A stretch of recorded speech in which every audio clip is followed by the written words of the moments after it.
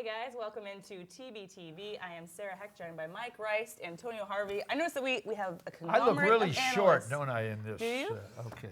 Maybe I just look really tall. You gotta change your settings on your chair. I had to do that. No, that's the wrong way. That's the wrong way. See, well, you know what? We'll even it out. We'll all go down. Yeah, absolutely. And then be shorter. Welcome into the summer. As you can see, it's a nice, relaxed, comfortable feel. We are here with you guys getting ready to look back on the Trailblazers 2013-14 campaign. It was a good one, to say the least. We've got lots to talk about, our favorite moments, of course.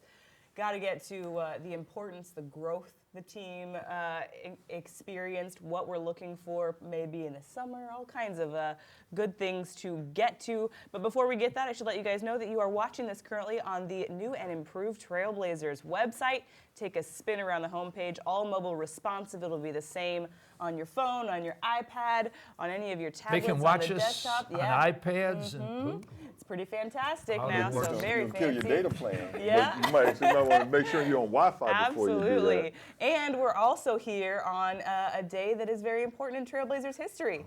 37 years ago today, the Trailblazers won their one and only championship. So I know that many of us are hoping that comes back to Rip City soon, and this year was a year that gave us a taste that maybe that sits in our future. I could just see the people back there in 1977 saying, boy, we're going to win a championship every 38 years. Oh, goodness. and next year could be the year. Yeah. Hopefully that's the truth. Hopefully that's the truth. People don't realize how difficult it is to win the NBA championship until you look at it and the Blazers are still celebrating. So it is about time that we give them something else to celebrate. You know what cracks me up, Rice, is people get mad at me because I try to be kind of blunt, and they'll say, oh, you know, this team and that team and the other team are all championship contenders. And I always have this no. There's only two real championship contenders. And this year we knew coming in Miami was going to be one, San Antonio was going to be the other, and everybody else was just hoping they could catch one of those two teams on the bad slide. So yeah, it's virtually impossible to win a championship. 1 out of 30 chance right now. Yeah, and you have to really have your plan set up that you're not going to make the playoffs, you're not going to make the third round, you're going to win a championship. You have to go out, and that's why Pat Riley, you know, everyone's saying, well, next year, Miami, if, you know, the big three opt out and go somewhere else, Pat Riley will find a way, because in his mind, he wants a championship. Right. So he'll go out and do what he has to do to get the players.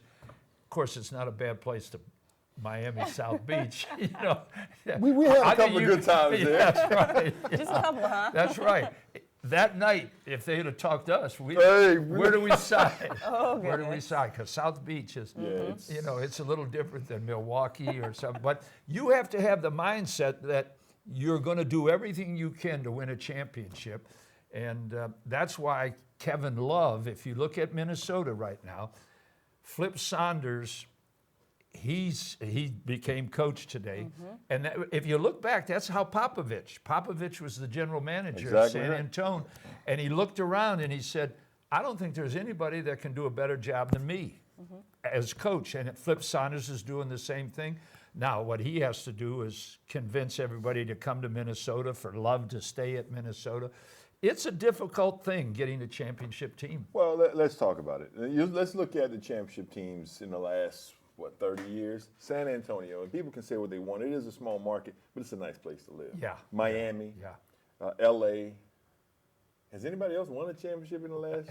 Well, even go back to Chicago Bulls. Boston. Chicago's not a bad place to live. Not a bad place. Boston's not a bad place to live. Are you saying Portland's a bad place to live? That's not at all what I'm saying.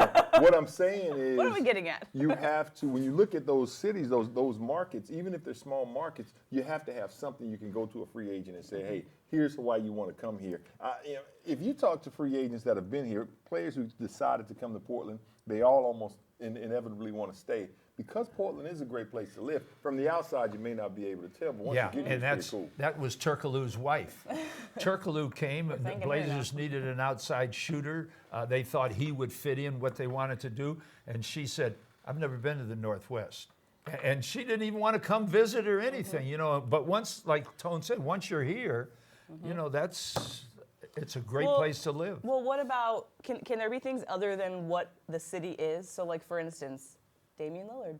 That's a great reason, right? So guys want to win championships. It's not just necessarily about where you live, right? Because it's going to be a temporary thing within your career no matter what. So if you have a player.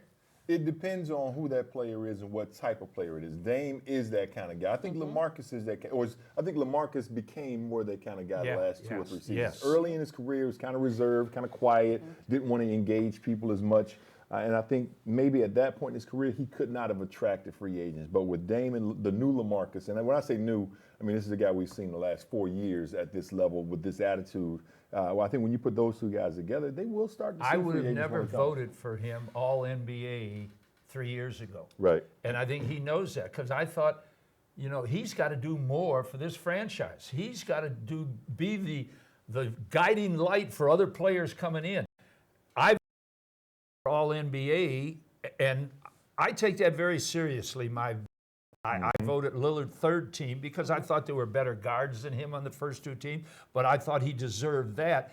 LA this year, I thought deserved because I thought he was better than Blake Griffin. I thought he was better than Kevin Love for his team. He, like you said, Tone, he stepped up, and that's why we really have a chance.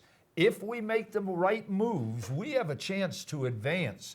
But because this is a solid core, but we need to add to it. You know, it's funny, Mike. I agree completely. But when people talk about moves, the thing that scares me is disrupting this core because those guys, you know, Wesley Matthews isn't the best 2 guard in the league. And Nicholas Batum isn't the best small forward, and Robin Lopez isn't the best center. But they fit so well around Dame and LaMarcus. I don't know if you disrupt that. You have to start looking at what guys on the bench do we have that we can work with, that we can move, that we can make better, that we can figure out how they can plug in. And you know, you say that, I would never disrupt this core the way it is. And Mo Williams, if you're the GM, you look at, now, if I use my $5 million to replace Mo Williams, will he really be better than Mo Williams? I already have Mo Williams here, so can I talk with bird rights? Can I talk him into coming for whatever amount of money? Keep him and use that $5 million and that $3 million exception on 2 other guys that maybe, you know, will make us a better team. So it's not so much eliminating people, it's adding to this because what you have is good. Now, can you make it better by adding and maybe subtracting Mo Williams? You have to use $5 million to replace him. And, you know, will the guy be better at that position? Or can you keep Mo and add 2 more guys that make you even better? I just, the only question I have is what's he going to cost, meaning Mo Williams? What is he going to cost? Absolutely. What is he demanding? He's already talking about a 3-year contract. Yeah. You know, that's a tough sell for you know, a guy, a point guard his age. Yeah. If he were 3 years younger, it'd be an easy sell for me. And I agree with you that, as we said, we can use that money as long as you have that money. Exactly. If Mo Williams doesn't, you know, and who knows? And I don't know if the Blazers have bird rights because he signed a 2-year deal, so I don't think there's bird rights. Right. So with no, it's a Complicated thing.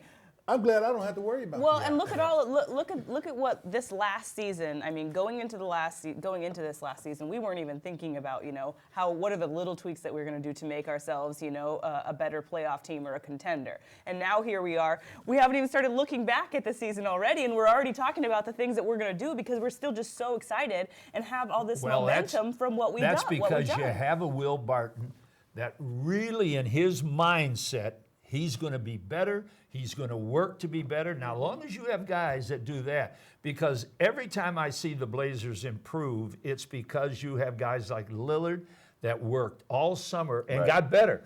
And LaMarcus Aldridge, every year he's come in, he's a better player. Wesley Matthews. Yes. Wesley said, I'm going to work on my post-up game. They all work at it. Myers Leonard, he says he's going to work all summer. You know, if he does, he may be a piece, but he's got to have Will Barton's attitude that I am going to work at it. You know what, Mike? I had a chance, especially towards the end of the season, really get to know Myers on a different level, and I was impressed with him. I think ultimately he's going to be better than he looks right now. We talked at length one day, and we just sitting around shooting the breeze, and I said, Myers, when did you start playing? When he was a junior in high school. So let's do the math on that. Junior in high school, he's playing against the guys, J-Mo's size. That's on a daily basis, that's the center he's facing. That's 2 years of high school. 1 year of college, he didn't play at all. His second year of college, he played a little bit. So let's eliminate one of those. Yeah. Then his first year in the NBA, he's a spot player. And then this year, he didn't play at all, so we got to take that away. So this kid actually has 4 years of basketball in his entire repertoire. He's not supposed to be that good. He's a completely blank slate. I had a coach, Coach Rich Herron, when I was at SIU. He called me into his office one day. He said, here's the good and the bad. Here's the good. You don't know how to do anything. No, he said, here's the bad. You don't know how to do anything. He said, here's the good. You don't have any bad habits. Yeah, right. And that's kind of where you are with Myers, a completely blank slate. Yeah, as long as he takes that attitude of working to make up for it, because he can run, he can jump. He can shoot. Yeah, he can do a lot of things. And if you follow Myers Leonard on Twitter, you know today that he announced that he has a new website called makingmyers.com. I thought he got engaged again. Nope. He already did that once already this summer. But he has a new website about following his journey to improvement over the summer. So I haven't seen that before. We'll see if that is what, kind of pushes him to really get there. Find better competition. But you know what? You hit the nail on the head. I told him this summer, you spend every day you can in the gym. No coaches, thinking. Right. You just play basketball every single day. And play with guys that want, if you play 3-on-3, play with guys that, like Wesley Matthews, that really wants to win. There's no crowd watching, there's no TV cameras, but he wants to win that game. And that's how you get better. I played every day for 9 years basketball, and I played down in the streets of Detroit where, you played. If you lost, you went home. There was guys waiting to play, and that's how you get better. Hey, I worry about that in the park blocks down when I'm playing bocce ball and I'm seeing people and they're getting serious, and I'm like, whoa. Well, first of all, let's go backwards and what? Just go with it. It's an Italian. Okay, I'm not tall enough to play basketball. Let's be real. I'm not tall enough to play basketball. I would get hurt. You're talking about a brother now. Brothers don't play we don't do bocce ball. But it's right next to me, so we're good. You know what? It's funny. When I was growing up, Mike, the same thing. You go down to the courts, starting at age 9. You're at the courts every day, and it was hot. No matter how hot it was, you were there. There was no, what time's the gym open? I can't. No. You went down to the corner. You and your boys. You rode your bikes to the court. You brought a gallon jug and a basketball, and those are the 2 things that you carried with you to the court. I bought chocolate milk, man. You guys steal my chocolate milk just so I'd have. And you did. I remember playing at Cass Park and at Wayne State University. Wilt Chamberlain would come down, and those are days you remember. It's a different basketball game today. These guys don't play outdoor basketball. Oh, my knees might hurt, the pounding on the pavement. I played every day, and I could jump out of the gym. But you know what? I'm okay with that as long as they are going to play on the floor when it matters, which is what they did this year. So of course, we're continuing to migrate towards talking about the things that we're going to do this offseason, which it just goes to show the excitement that not only fans in Rip City and the players have, but that we have as well. So let's talk about where that all started. Let's go back to this season, the beginning of the season, when we were talking about, are the Blazers going to make the playoffs or are they not going to make the playoffs? Nationally, they were sitting in that kind of 10-11 spot way outside the playoffs. They get off to this incredible start, and we're all singing a different tune. So what were you guys thinking as you were going through kind of and experiencing this now that you've had some chance to look back? They got off to a good start because the coach was ready to start the season, and more important than that, the players were ready.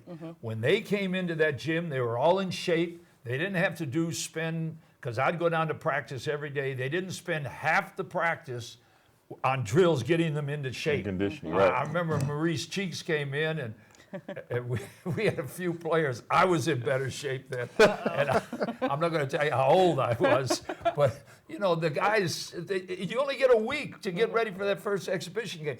Our guys were ready. They had that defensive scheme put in. They had their offense put in. They were ready for the season. They got off to a good start, and that just spurred everything on because they had the confidence because they knew they were ready for that season. That is essentially it. The confidence that grew over the first month and a half of the season carried them the rest of the way. They were barely 500 after, I think, 36 games, but it didn't matter. They had a 10, 12 game cushion, so they could afford to go 500 the rest of the way. I saw growth. I saw growth in a lot of areas, particularly from LaMarcus as a leader. I've probably been as vocal for LaMarcus's growth as anybody. I was hard on him when I needed to be. I was honest about it, but I didn't see a fault in his game this year. Defensively, he was in the right spot. Offensively, he was incredible. Rebounding the basketball, 11 boards a game. I don't think we could have asked for anything more out of LaMarcus. To me, the guys that really stepped up, though, were Nick and Wes. Dame did what Dame does. I mean, that's just who he is. He's always going to be that for the rest of his life. But when Nick and Wes and Robin might have been the biggest surprise this year. What he brought both ends of the court. I didn't know he could shoot the jump shot. I didn't know he had a hook shot from both hands. I didn't know all of these things about him, how smart a player he is. I thought he was really And I'm going to tell you one key. more thing about him. The other night, Stanford was playing UCLA, I think it was, on one of those classic games on the college channel, CSN or whatever it is.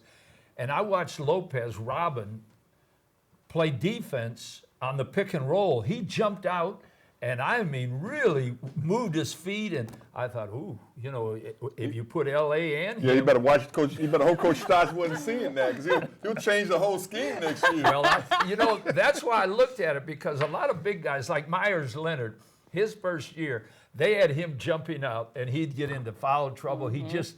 And the scheme didn't fit, so they changed the scheme. Now they have guys, I think, including Myers Leonard, that can jump out, not foul, play that guy for a minute till the other guy gets there. You watch San Antonio tonight and Miami tonight. Watch how they play the pick and roll, and you'll see why they're in not so much their offense, which is great, but their defense really comes to play, both teams. It's interesting that you talk about the defense. I call them hyper-aggressive defenses.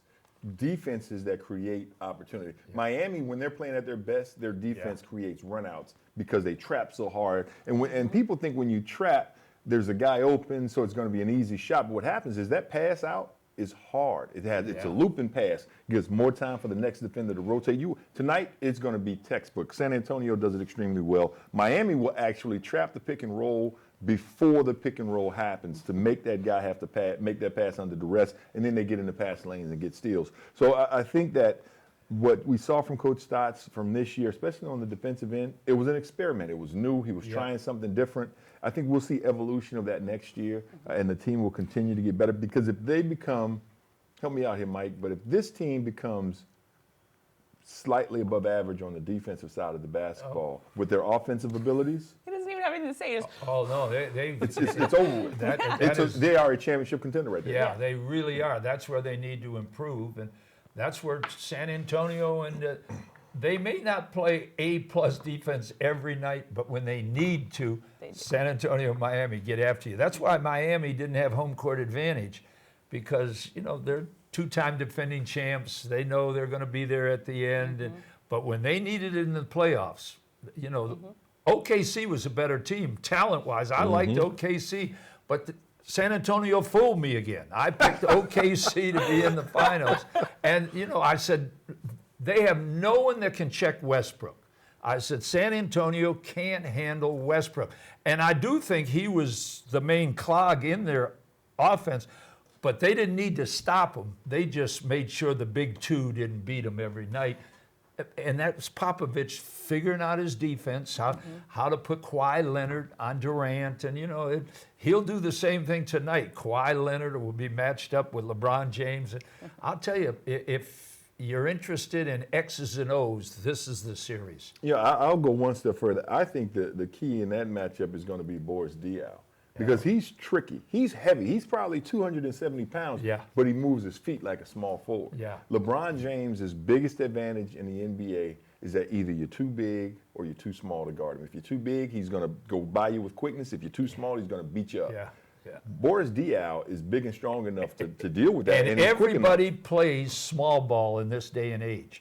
And Diaw is the type of guy that prevents you from playing small ball. You put Darrell Wright on him, and he takes Darrell right underneath. Right down underneath. And so now the other coach is saying, Terry Stotts, how can I change that? How can I, that's Rashard Lewis was so important in that series for Miami, because he could check a power forward a little better than Jarrell Wright did. Right. And you got LeBron James. He can check anybody. Yes. I mean, point guards, centers, Coaches, referees. referees.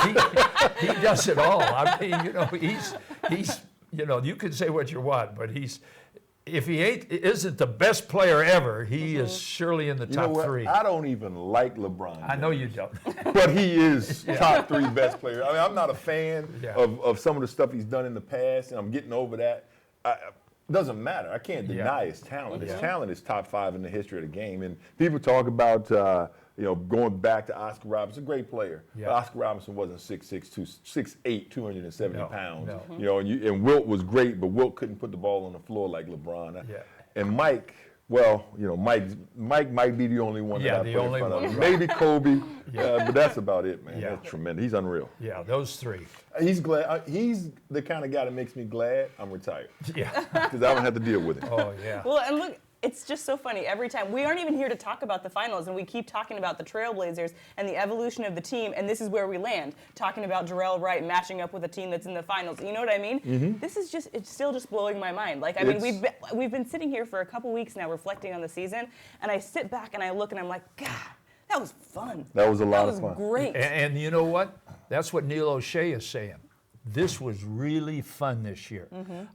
We put together a team, and the team was successful. Now, how can we make it even more successful? And that's what the NBA is all about. You look around the NBA, and there's so many franchises, you just know they don't have a master plan. Right. You know that they're hiring people, Maurice Cheeks coming back to coach Detroit, and it's just, what's the master plan? How are they going to build? You look at the Blazers, it's step by step getting better, and you got a shot. When you talk about step by step, I think one of the things, I know that no one expected this team to be this good this year, except for you, maybe. You did. You expected this team to be this good. I said 6th in the Western Conference with 48 wins. I was a little bit off on both. That's it. No, that's pretty impressive, though. You have to give Tone credit. Okay. I was close. I said 41 or 42. Right back to you. What I was looking at was not so much the Blazers and what they had. I knew they had a good core, but I looked at New Orleans. I looked at Minnesota. Minnesota on paper should have been better. Oh man, yes. They had some injuries, but that team. I looked at Denver. If Gallinari plays and the big dummy, what's his name? JaVale McGee. McGee. These are teams in the West. There were 11 teams. Yeah. So I figured the Blazers, if they win 41-42 with 11 teams trying to get in, that makes the playoffs. Right. That would make the playoffs. But so some that's teams why fell I off. had them down. It wasn't the Blazers. And that can happen any year. Oh, yeah. Look at New Orleans. Will be better. They're going to be a better team. Yeah, I agree. I don't know Minnesota because Kevin Love. Phoenix, you got to put them on the Phoenix list now, is- too. They Yeah, came no, out they're of team. nowhere. Now, I'll say this, though, about Phoenix. At some point, playing hard isn't going to be enough. They played harder than most of their opponents most nights. They sure and that did. got them over last Yeah. year. I don't know if that's going to be enough next year for them to be as successful. That brings up kind of the point that I want to bring up, and I don't believe this, and I don't think a lot of kind of analysts believe it. They believe this is the real deal, but not a lot of people, I'm not going to include you guys, not a lot of people expected the Trailblazers to have the growth that they had this year. Is it fool's gold? No, I Is this think, something that they're just going to continue to build on? Will there be any regression? Is that something we have to worry about? I don't think there'll be any regression. They may be stagnant for a year. I mean, we may not see this team get out of the second round next year. They may get to the second round, push a team further than they did San Antonio this year. But there's still, it's almost as if it came too fast. Like I personally believe life self-corrects. If you go too fast, eventually life is going to slow you way down because you only go at a certain pace. And It's like you getting a ticket on I-5 and then next time you slow down. You know what? If I would have just gone 55, I would have got there at the same time anyway. Life self-corrects. But a classic example to me is Oklahoma City. They had a good run. They made it. Then the next year they made it to the second round. And then all of a sudden, they're in the Western Conference Finals. In fact, they went to the NBA Finals in 3 seasons. It was too much, too fast. The expectation grew so much that they weren't ready to handle that. Life is self-correcting. Now they're where they should be, and they're still going in the right direction, but they're right where they were supposed to be in the first place. I think they understand that in the West, you must improve. And I think management understands that. I think the players understand that. They respect the rest of the teams in the West. And you look at Golden State, everyone thinks, the general manager and the owner, they're all crazy because they keep trading. But they've got something in mind to win a championship. And they think this won't do it. We have to add Iguodala, and we have to add, they're trying to improve, to get better. And that's what you have to do in the West. Now, in the East, you can build like the Wizards. You can take it easy and, and have a season where you win 41, 42. That doesn't get you in the playoffs in the West. So, and that's when you make mistakes sometimes. You jump and you think, ooh, we have a chance. If we trade one of our guys, we can get this. We can get Gasol from the Lakers. That makes me nervous. Well, you know what? Here's what I tell you. I heard Neil O'Shea say this when he came to the Blazers, when he first got here. Going back to the Chris Paul trade with the Clippers, the reason that trade was able to happen was because he had accumulated young assets. Now you look at this Blazers roster, and certainly you've got LaMarcus and Dame and Wes and Nick and Robin, but then you look beyond that five, and you've got Will, who to me became an asset, especially down the stretch. You've got CJ, who's an asset. And I'm not calling for a trade of any of these guys, but what I'm saying is Myers Leonard is an asset. Joe Freeland is an asset. And I'll tell you, and a guy who's an asset rarely plays, doesn't see the court, but when I talk to opposing team scouts and GMs, they love him. Victor Claver has a market in the NBA because he's a do-it-all guy. He doesn't shoot it great, but he's always in the right place. Defensively, he's okay. If he plays for Miami, they can put him in. Exactly right. You talked about Diaw. He's a guy that can check a small forward. He can fight you underneath. He knows how to rotate on defense. And I don't even know if he'll be with the Blazers next year. That's what I'm saying. He's an asset. Yeah. So all of a sudden you've got 6 or 7 pieces, and each one individually may not net you much, but when you can put them together, all of a sudden you get that guy that will come in off the bench and put up numbers, or that guy that can replace one of your starters so that starter comes in off the bench. So I think that what we're seeing is one or two things will happen. Either the assets become a better player, or the assets themselves become better players. Tell me this about the offseason. Do you think that the mentality of the guys of the Trailblazers has changed from last season going into from last summer going into this last season, from now going into the next season, based on their success? Are they all going to work a million times harder? All you got to do is look at Lillard and Aldridge. Those are your leaders. Yes. If they're still working, the rest are working because there's a reason to work. We want to get better. We want to go. And your two leaders want to get better. They want to win championships. Yes. Absolutely. And they recognize that they're not there yet. They're not Tony Parker and Tim Duncan yet. But they have the ability to do it.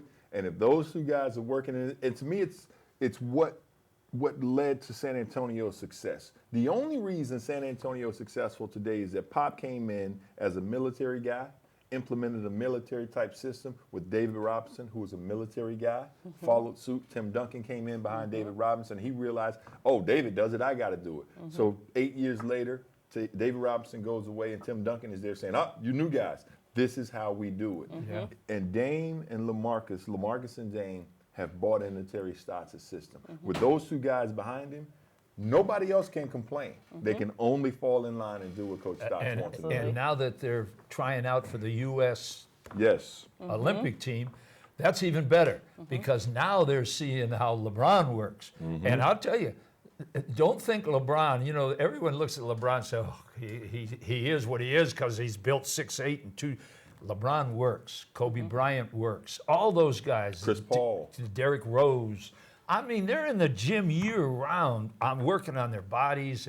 And when you have leaders that are doing that, that's when Will Barton sees that's how I can improve. I can get better. I thought he did that this year. I really felt like Will Barton looked at Dame and LaMarcus as examples, and Wesley Matthews as well, as examples okay, this is what a pro looks like. Oh, let me shift my mindset to become a pro like them. And when you factor in his physical gifts, and this is another thing about Will that people don't understand. If you sit down and talk basketball with Will long enough, you realize he's a basketball genius. I mean, this kid knows more about the game of basketball than not just the average fan, but most people that are around the NBA don't know as much about the history of the game as Will Barton does. And you wouldn't think it looking at him because he looks kind of aloof. He kind of goofs around a little bit. Then you sit down and you start talking about the history of the game and this guy versus that guy. We had a conversation. Who's better, T-Mac, Penny Hardaway, or Grant Hill?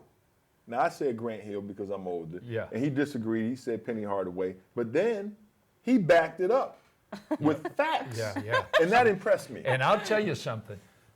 To me, that's really important because all the guys the Clyde Drexlers, the Terry Porters, they could go back and talk about George Yardley and guys, I mean, during my time, but way before their time. Damon Stoudemire. You sit down with Damon and he'll talk about Gene Shue and, guards that you think they're businessmen. But Stoudemire could tell you the reverse dribble. He was the first to spin dribble and he loved the game of basketball. And I think that's part of being good. Knowing what preceded you, knowing the history of your game. And Will is that kind of guy. Yeah. The other guy that I'm looking forward to is Thomas Robinson because T-Rob, number 4 pick in the draft, number 4 or 5 pick in the draft, number 5 pick in the draft. He comes in, he's got this lofty expectation of himself. Fans have a lofty expectation. He hits rock bottom. He gets traded twice. I mean, that's a difficult blow to an ego. He responded this year. And I thought the second half of the season, he finally realized, okay, I'm not a primary scorer. My job is to come in and do what I do, which is 100%. And you got to give Stotts credit for convincing him. And his staff. Yes. When I say Stotts, that includes the whole staff because he's got an excellent staff. He really does, working with the guys and making Thomas Robinson believe that he's part of the team without scoring every time he touches the ball. And that's a difficult thing to do because Thomas Robinson believes he can beat LeBron one-on-one. Oh, absolutely. And you have to believe that, even if it's not true. Right. You sent me an email yesterday, and as we're talking about Thomas Robinson, I didn't include this play, but you asked me about some of the best plays of the year. T-Rob's block. Corey Brewer might go down to the alley-oop. Oh my God! That's like the number 1 play on like every list that I can think of for the Trailblazers. But it wasn't a block. He actually assaulted the basketball out of Corey Brewer's. I mean, it was an assault. If he had punched a person like that, he'd be in jail. I mean, he just assaulted the ball, and then Will Barton. People didn't even see the dunk. I feel bad for Will Barton because he's down there celebrating. And everybody's like, "What happened? Something happened?" It was spectacular. What Rice's call that is just like, like him and Barrett are that like, block whoa. and Darrell Wright had a block that I remember. Yes. And those, I'll tell you what. During important times of the game, it was momentum shifted. You block at one end, Will at the other end. It was just. Well, speaking of some of those favorite moments, why don't we take a look at some of those? Of course, undoubtedly, I think we all know what number 1's going to be, but we'll get there. Let's start with a couple other. Shall we coin the term Dame winners instead of game winners? There were a couple of those early in the season that Mike Rice remembers very, very clearly. Of course, Cleveland, and then again, back-to-back nights. The next game in Detroit. I mean, what was it like witnessing those? I mean, was there any kind of change? Well, you never thought it would happen 2 nights in a row. And here it is in Detroit. And it's a different type shot that he took against Cleveland. He worked the guy one-on-one. Everyone got out of his way. No pick and rolls, no nothing. They come up. He goes to the pick and roll, but the defender gets right with him. Spin dribble, off balance. I mean, that's how you get a legend. And of course, and you know what? It's not even a face though. It's more of this is just what I do. Yeah. And this one, he set him up, and you had to know that it was coming. If you're the defender, Alonzo, you've got to know it's coming. And you think he knows it's coming? He's standing on the seat in the middle of the court. When I saw that, I was like, no way, he's not shooting that. He shot that from like 50 feet behind. Oh, yeah. I knew it was coming. Might as well have been shooting from half court. It's a hesitation Look at that. pull-up. Now, this is the one that no picks. I'll just take this so guy. Deep. Boom. Amazing. And I mean, that. Absolutely amazing. And again, the lack of face. People talk about the Dame face. No, there's no face. It's a face. It's just a. It's a face. His lips are not the that's the Dame face. It's his not, face is just a. that. Yeah, next time I'll do the same thing. No big deal. No big deal. And Yeah. you have to remember, this was the next night. Yeah. These games were, boom, and Pretty the legend incredible. began. Yeah, But you know what, though? absolutely. I actually thought it began last year in Madison Square Garden when he hit that shot against the Knicks to beat the Knicks at the end of regulation again. It's the way he's wired. And I saw an article talking about this, the ability to take that shot in that situation and not feel pressure. And a lot of people, you hear him talk about it and, the pressure of the moment, the pressure of the game. And I was talking to Will about it one day, and Will being from Baltimore, and then you get a guy from Oakland. That's not pressure. Pressure is just getting out of Oakland. Pressure is just getting out of Baltimore. What they're doing on a basketball court, nothing. That's why Dame is able to hit that shot and not even think about it, because he's seen what real pressure looks and feels like. So for him, not that big a deal. I used to say the same thing about me in Detroit, and all my buddies in Detroit said, Mike, you moved out to the northwest part of Detroit, man. I said, well, I was 2 miles away from M&M. I was 6 miles. He was 8 miles. They said, man, 6 miles is a suburb. I was about to say, but at that point, Detroit was about a third the size. But it's funny though. People talk about it and they think that the game of basketball is a pressure situation. Most of the guys, and I won't even say most of the guys, but a lot of the guys that come into the NBA don't come from money. They come from impoverished situations. Pressure is just getting out of those situations. When you get to the league, it's literally just a game, and that's exactly the way. That's why guys don't get too down. You wonder, he can walk away from that and not be angry because he still has food on the table at home. It's a different mindset. Absolutely. Well, we had two great games there from Damian, and then we should also talk about another set of wonderful games that made both of your guys' lists in the email as well. And that, could that be maybe a postseason series where LaMarcus Aldridge went absolutely ballistic on the Houston Rockets? My shots in this game were not game one where he had 46. I thought it was even better in game two where he had 43, where the defense said, all right, we're not going to give LaMarcus. And they had time to really get ready and adjust to LaMarcus. And what LaMarcus did, he adjusted to them. He changed his moves. And could he do that 3 years ago, 4 years ago? No. He's become a student of the game. And I'll tell you why, when game three, the Houston Rockets scrapped everything they had, went with a whole new game plan. LaMarcus had a poor shooting first half, and everybody thought that Houston had figured something out. He only came back in the second half and had 17 in the second half. He had a whole game's worth of scoring in the second half alone. So apparently what they thought they had figured out was only a temporary thing. When you can make that shot, when you can shoot the 15, 16, 17-foot jump shot, when you got it going so much that you can hit threes at the end of a shot clock, that's just, I really don't think there's a better power forward in the game right now outside of LA. I'll give you that it could be Dirk at his best when he was at his best. But I don't think there's a power forward in the NBA right now as skilled as number 12. He does everything. And I think he added that move where he used to go down the baseline all the time. Now he gets back to the middle, and that's a more powerful move because he throws that little running hook. He gets to the foul line when he gets to the middle. Now, if you try to stop that, the only thing you can do against him is double team him, and that'll make everyone even better. Too many shooters. What amazes me about him sometimes is, people used to say, oh, he's soft, he's this, he's that. He was 220 pounds when he got to the NBA. On a soaking wet day with bricks in his pocket.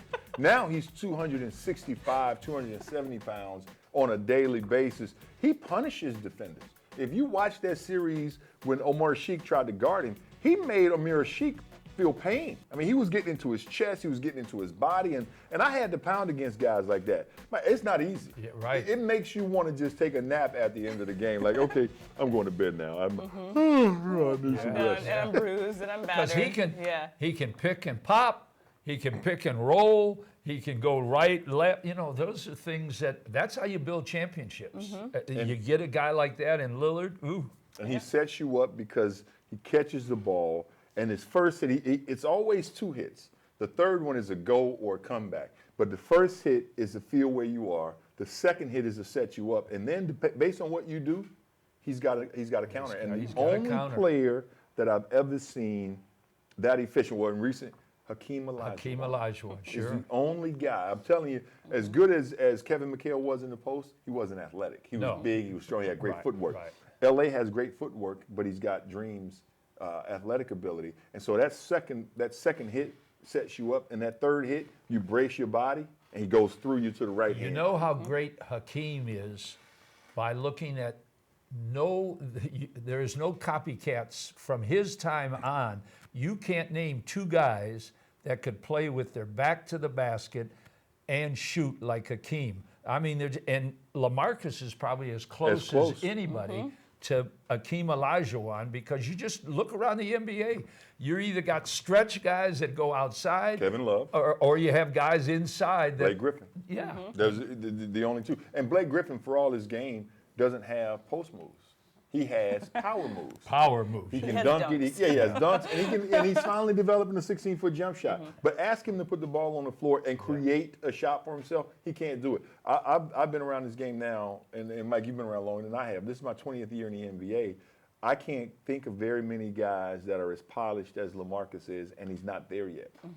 Like, he's not even arrived, and he's as polished as any power forward. I mean, Karl Malone, but he played a different type of game. Karl Malone had some post moves, but he played a power game just the same. LA's game is a powerful finesse game, which is unbelievable to have to deal with. Yeah, that's huge. I mean, it's interesting. It just goes to show how awesome and kind of fun and really exciting to watch this season was when the moments that we're picking out are such massive moments. There aren't like any kind of, smaller, oh yeah, that was really cool, but there's just so many of the big moments, including, of course, number 1. 3 years ago, this very type of show, we have Shevik Randolph as the guy that we were highlighting. It was bad. Yes, Shevik Randolph, Sergei Monya. With that, let's take a look at, of course, the number 1 moment, best moment of the season. All of us agree. I'm sure all of Rip City agrees as well. Damen Lillard and the Game 6 winner. This was just amazing. What goes through you guys' head when you're watching this? Well, first I said, how did he get so open? But it's Lillard. The picks weren't good, but Lillard and you could see him calling for the ball all the way across the court, clapping his hands. But when you look at it, it was a tough shot. But you know what? He set his feet. So he did what every great coach tells every great shooter to do. Set your feet before the ball gets there, so that when it gets in your hands, there's no wasted motion, there's no wasted time. I'll tell you what was great about the shot, though, wasn't that he made this particular shot, because making that shot, it's just a high. But imagine the low we felt as Chandler Parsons hit that layup just before this. I know. Right? We're at the bottom of the sack. It was I was mad at myself because I was still talking about that. When Dave was running off that pick, I was saying, how could they let Parsons Hey, I was already headed to the Morrison Street Bridge, right? I was taking my headset off. I'm like, oh, this is the end of it. And I said, you know what? We'll just finish and see what happens. And then you get this. So it's not just that you climbed super high. It's the fact that we were so low as a fan base. Absolutely. And then we get so elated after the fact. It was tremendous. And can I just say that the moment that not only this shot, but what's also going to go down for me as one of the best sports moments for me was afterward when Dame grabbed the mic and yelled, "Rip City!" in the arena. I have never experienced anything like that, and it was amazing. And keep in mind, it was still a packed arena. That was 15 minutes after, 20 minutes full. after the game. Yeah, It was, everybody's waiting. everybody's like, what just happened? What just happened? Did we just see that? Yes, it actually happened. You know, and you hit it right on the head, Tone. You said, now, what happened there? What just happened? You know, you just sat there stunned, and everybody did. And I think Dame said it best when he said Rip City. Yeah. You know, it's funny, too. I get people that come up to me. There are moments that in your life, if you're a Blazer fan, there's moments in Blazer history that become pinpoint moments. They become those moments that you can remember. Like, I remember I did that because the night before this happened, right? Yeah. This is one of those moments. You know exactly where you were. You know where your seat was. You remember the guy sitting next to you and how you guys high-fived and the response of the people around you on that shot. It's a waypoint moment. It's a waypoint in your life. You put a pin in that moment like, wow, that just happened. And you know, if you look at the rest of the Blazers in that shot after he made it, and if you look at the Cleveland and Detroit game, the first guy to Damian was L.A. Right. L.A. just ran, and you could see the happiness. So there's no jealousy, animosity, anything on this team. Yeah. That's what makes a great team in years to come. And Absolutely. it's just going to be better. Oh, yeah. I mean, we didn't even uncap the potential. I mean, we talked about the starting unit, and it was great, but that's not the potential for this franchise. The potential lies in C.J. McCollum. Oh, yeah. The potential lies in Will Barton. The potential lies in Myers Leonard, and the potential lies in Thomas Robinson. We didn't uncork those guys this year. They're still sitting on the shelf fermenting right now. They're going to be some good whiskey when they're ready. I like my scotch, too. I like a good single malt. We got four bottles of single malt sitting on the counter right now ready to be uncorked. And you know, I think all of them are going to be in the Summer League. So Yes. we'll get an idea of Yes. Comcast is going to, All of those and the will be live. Blazers are Yep. going to do all the games live. Yeah. You guys, I don't think there's a better way to end it other than us talking about, you know, not only Summer League coming up, but good whiskey sitting on the shelf. So right. thank you guys so much Amen to that. Yeah, thank you guys so much for joining us for this season wrap edition of TBTV. Mike Rice, Tone Harvey, thank you guys for being here, and we'll see you guys next time throughout the summer. So pay attention to social, and we'll see you guys then.